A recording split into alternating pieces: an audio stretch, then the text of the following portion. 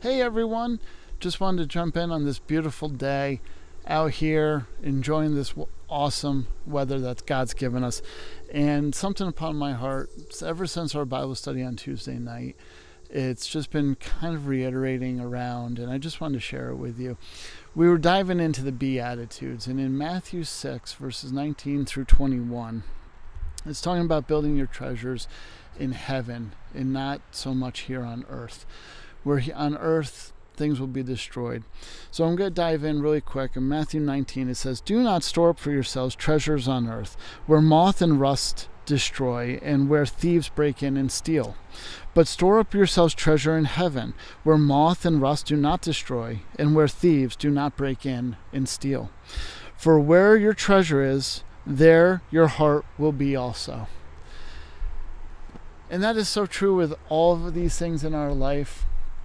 Where our heart is really where our treasure is. And so many times the world tries to pull us into wanting to have treasures of material things, but God tells us for something more.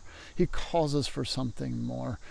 And I've been diving in a bit on the Savannah Bananas, and I don't know if you know them, but they are like Harlem Globetrotters for baseball. They're redefining baseball.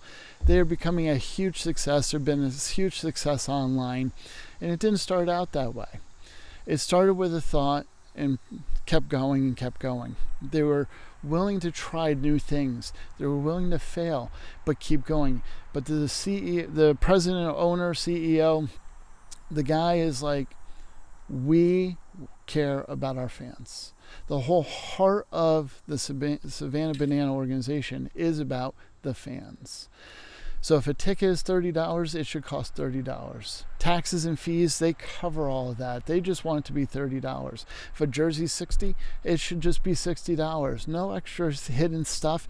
We just want to be transparent, and we want to bless the fans. We want 1 billion fans. That's what he is trying to do. So everything is focused, heart-centered on the fans. They could take the easy route, and they could go and do the same show over and over again, but they think, no, we're good. We want to give our fans the absolute best. And so in doing so, they recreate new dances all the time. They retry new things. They're constantly exploring to give the best show possible, night in, day out, for the fans, because that is where their heart is. So much so, the team members started creating a Bible study. And they would have a few people, and then they would have a lot of people. I know it was constantly fluctuating, but they kept coming together, and they said, you know what? In June, they started their very first worship night after the game. They did a prayer, a quick message, a little bit of worship, and they didn't know what it was going to be like. But a lot of people stayed and worshiped with them and prayed with them. And that started a whole new thing. After every game, they're now doing worship and prayer. They know that the center is not just the fans, but the center is for God. They preach the word through the social media. They're showing people that it's okay if we fail, God's going to still lift us up, no matter what, as long as our heart is focused on Him. And so be encouraged today. We appreciate you. We love you.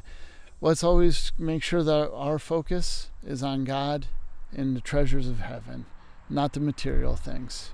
We love you. God bless.